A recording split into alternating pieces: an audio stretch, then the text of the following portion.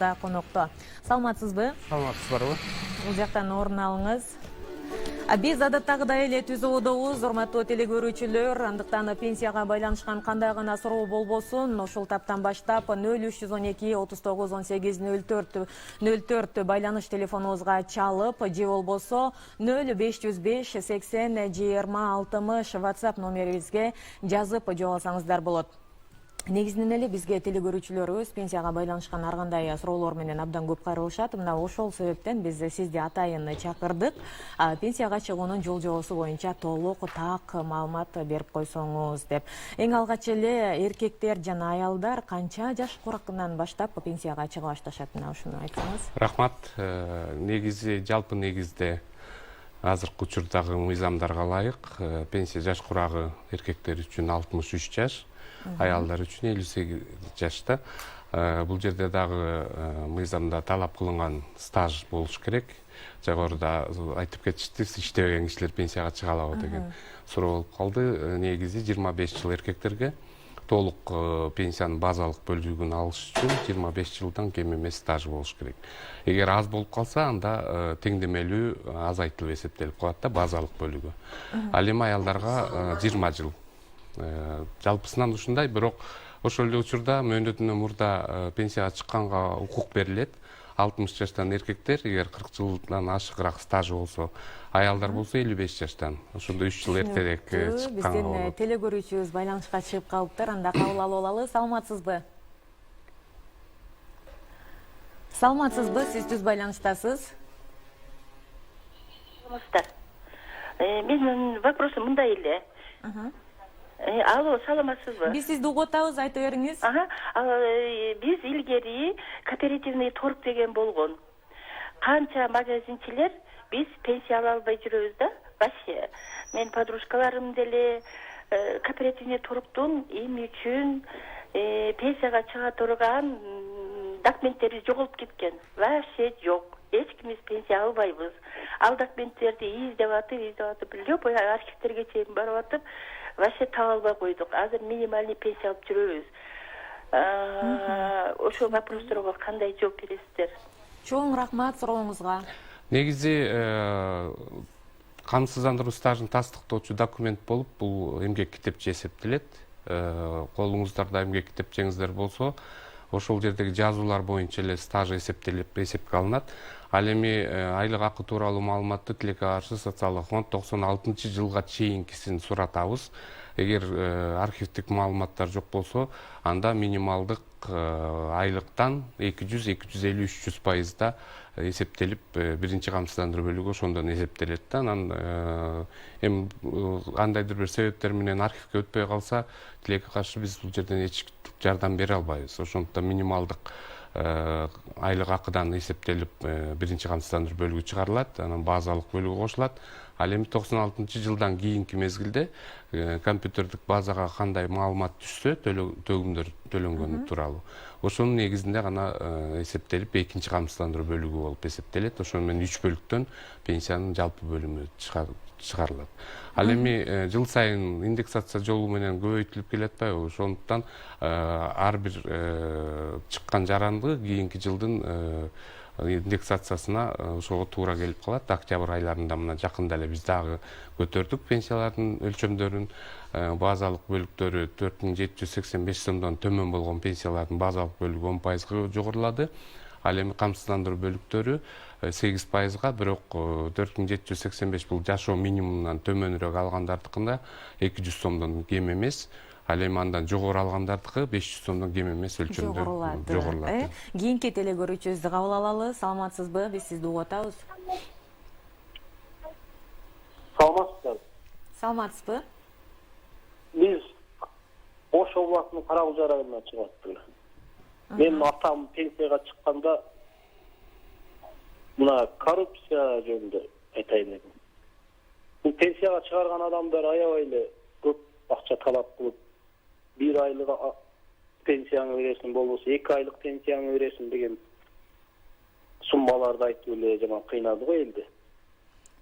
Биз Карагулжа району өзгөндөн чыгат да пенсионерлер пенсияга. Жок. Карагулжа районунун өзүнүн райондук башкармалыгы бар. Өзгөн району өзүнчө, Каракулжа району өзүнчө. Ошол жерде райондук Өзгөн башка. айылынан. Жана комиссиядан өзгөндөн өтөт да. Кайсы комиссияны айтып жатасыз? Медицина социалдык эксперттик комиссияны айтып атасыз го дейм. Айыптыктын тобун Тилекке каршы социалдык фонд белгилебейт. Аны атайын медициналык эксперттик комиссия бар, социалдык. Ошол комиссия аркылуу белгиленет. Ал эми пенсияга чыкканда айтып коеюн, эч кандай акча талап кылынбайт.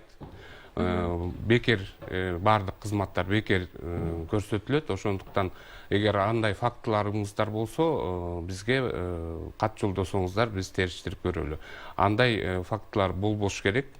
Анткени пенсияга чыкканда документи менен өзүнүн укугу келген учурда эч кандай тоскоолдуксуз эле пенсияга чыгыш керек. Бул жакта дагы таң калыштуу бир суроо келип атат.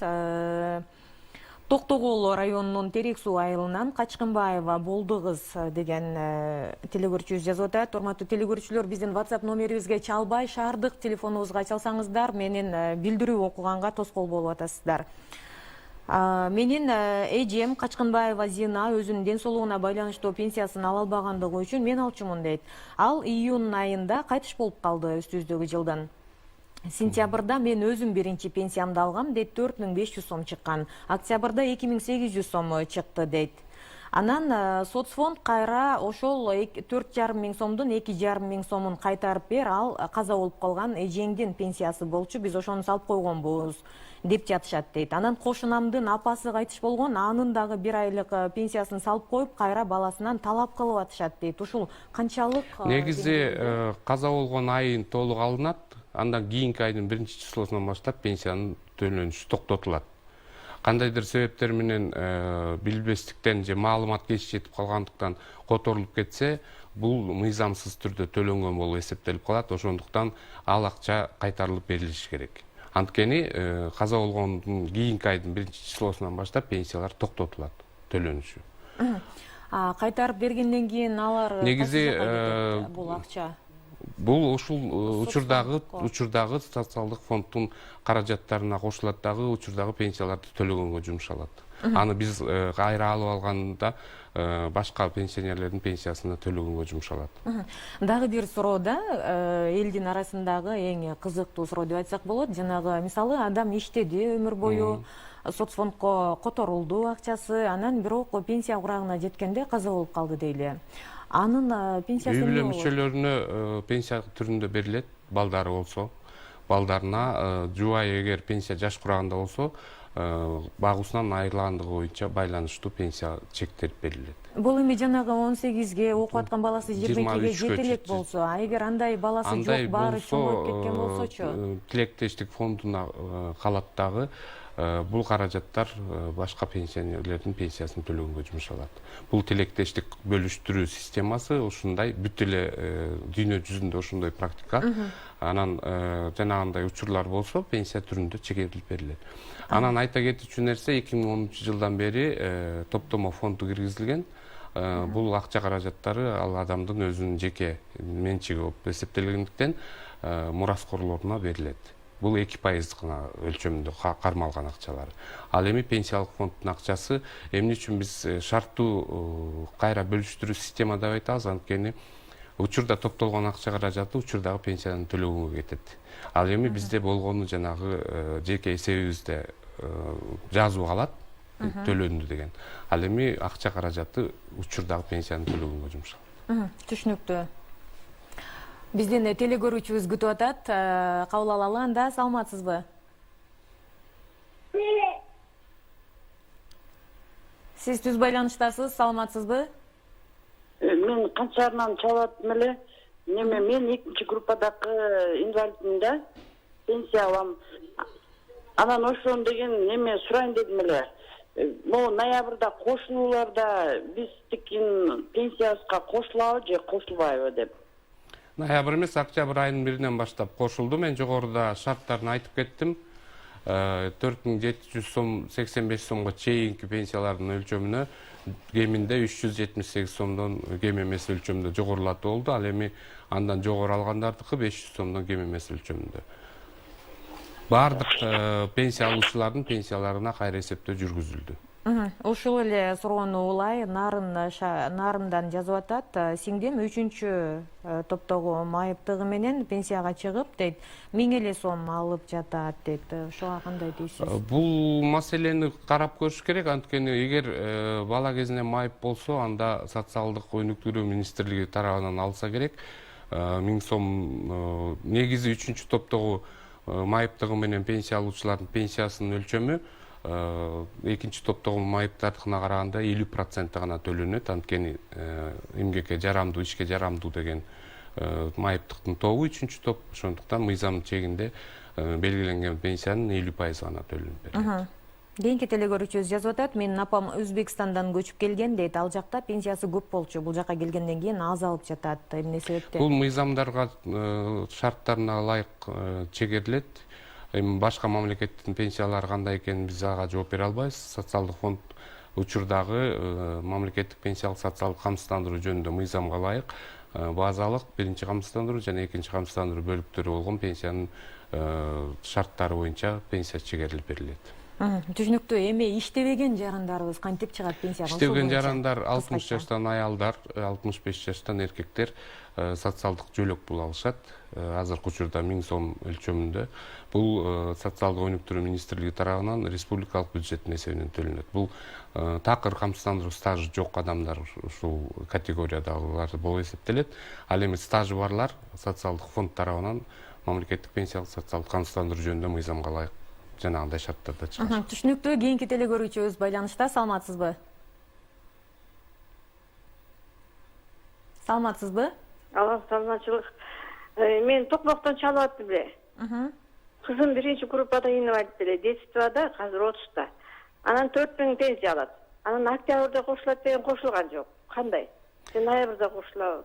Бул эмгек пенсиялары гана көтөрүлдү, ал эми социалдык Жок, бул эме пособияда? Пособия бизге карабайт. Ал социалдык өнүктүрүү министрлиги тарабынан төлөнүп берилген. Жаңы эле айтып кеттим, республикалык бюджеттин эсебинен төлөнөт. Ошондуктан ал жакта мыйзамга эгер өзгөрүүлөр кирип өлчөмдөрү жогоруласа, ошол учурда гана пособиялардын өлчөмдөрү жогорулайт.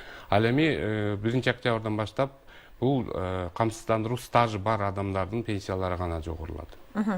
Менин атам легендарлуу парламенттин депутаты болгон дейт. Көптөгөн сыйлыктардын ээси дейт. Союз убагындагы, андан кийинки, бирок пенсияга чыкканда анын баары эске алынган жок. Ошол туурабы дейт. 2015-жылдын август айынан бери өзгөчө сиңирген эмгек үчүн пенсиялар жокко чыгарылган. Азыркы учурда андай пенсиялар белгиленбейт. Бул республикалык бюджеттин эсебинен кошумча үстөк төлөмдөр менен төлөнүп келген. Тилекке каршы бул өкмөттүн токтому менен жана мыйзамга өзгөртүү киргизилип, өзгөчө сиңирген эмгек үчүн пенсиялар белгиленбей калган. Бул мамлекеттик бюджеттин эсебинен төлөнгөндүктөн ошо оптималдаштырууга алып барып кыскартуу жолу менен, бирок мурун чегерилген пенсиялар азыр бар. 1,5 миңдей киши калды окшойт алып аткандар. Эми алар өмүр бою ала берет, ал эми жаңы негизде белгиленбей калган. Түшүнүктүү. Кийинки телегөрүүчүбүз байланышта. Саламатсызбы?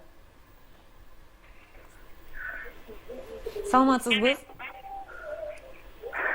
Немеде биз Нарындан чыгып аттым элем да, мен пенсияга чыкканда неме дегенде, жанагы иштеп жүрүп пенсияга чыккандарга деген азыр кошумча акча кошуп берип атпайбы?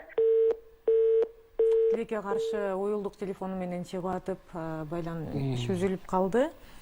Андан кийинки ден соолугуна байланыштуу иштей албагандар кантип жумушка чыгат? Бул жанагы эле сиз айтып өткөн жумуш менен камсыздоо тилекке каршы биздин иш чараларыбызга кирбейт. Биз камсыздандырылган адамдарды пенсия менен камсыздайбыз. Анткени ар бир жаран өзүнүн келечегиндеги пенсияны өзү түптөп, топтоп жана каражаттарды которуп турса, стаж катары эсептелип, кийин пенсияга укук берет.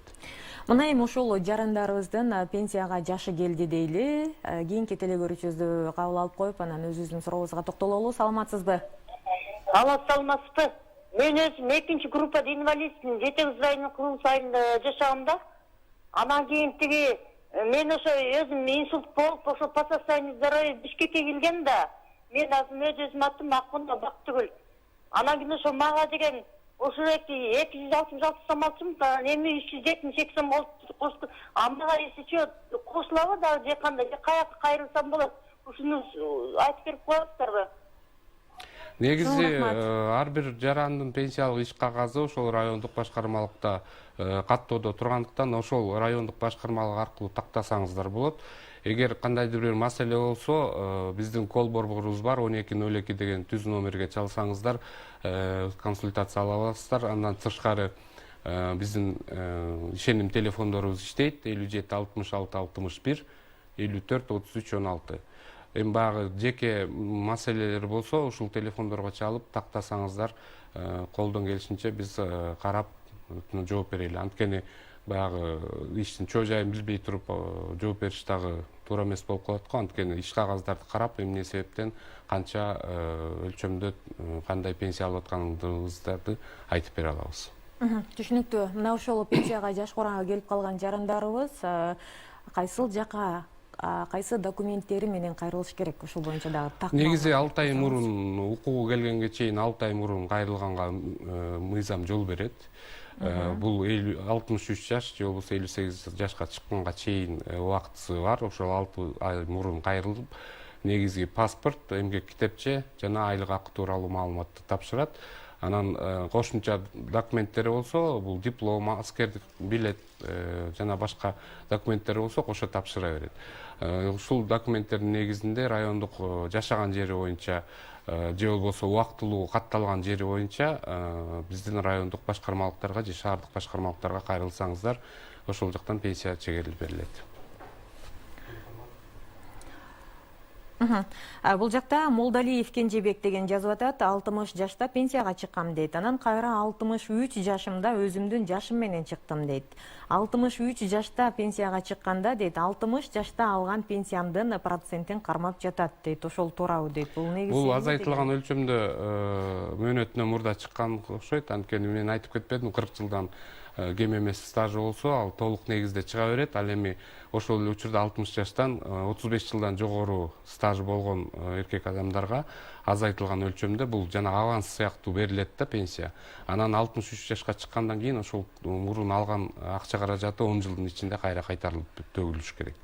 Бул ошон үчүн ушунун шартын көбү жакшы түшүнбөй калып, арыз менен кайрылып, мөөнөтүнөн мурда азайтылган өлчөмдө чыгып алышат, кийин кармалып баштаганда эмне үчүн кармап атасыңар деген суроо жаралбаш үчүн толук кандуу пенсия алыш үчүн 63 жашты күтүшүңүздөр керек, же болбосо 40 жылдан кем эмес стажыңыздар болуш керек. Биздин көптөгөн телегөрүүчүлөрүбүз биздин берүүбүздөн пайдалуу, керектүү маалыматтарды жана өздөрүнүн суроосуна жооп алды деп ишенебиз.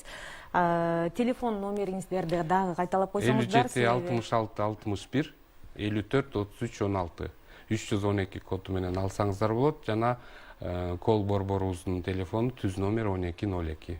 Чоң рахмат. Бүгүн биздин берүүбүздө конокто социалдык фонддун коомчулук жана жалпыга маалымдоо каражаттары менен иш алып баруу башкармалыгынын башчысы Жеңишбек Мукамбетов болду. Бизге байланышка чыккан жана жазган телегөрүүчүлөрүбүз абдан көп болду. Биздин берүүбүздө КТРКнын социалдык тармактардагы бардык баракчаларынан кайрадан кайталап көрүп, ал жактан номерди дагы алып, байланышка чыгып, суроолоруңуздарга жооп алып алсаңыздар болот. Ар аптанын шаршемби күндөрү адистени кеңеши түрмөгүн калтырбай көрүп, өзүңүздүн укуктук сабаттуулугуңузду жогорулатып, ал эми ар аптанын жума күндөрү кечки саат 8ден 5 мүнөт өткөндө акысыз адвокат программасын көрүп, ал жактан адвокат менен акысыз камсыз болуңуздар. Сиздер менен мен Мунара Матиева болдум. Кайрадан көрүшкөнчө сөздү Атахан мырза менен Санат улантат. Рахмат Мунара. Биз менен кала бериңиздер. Биз саат 10го чейин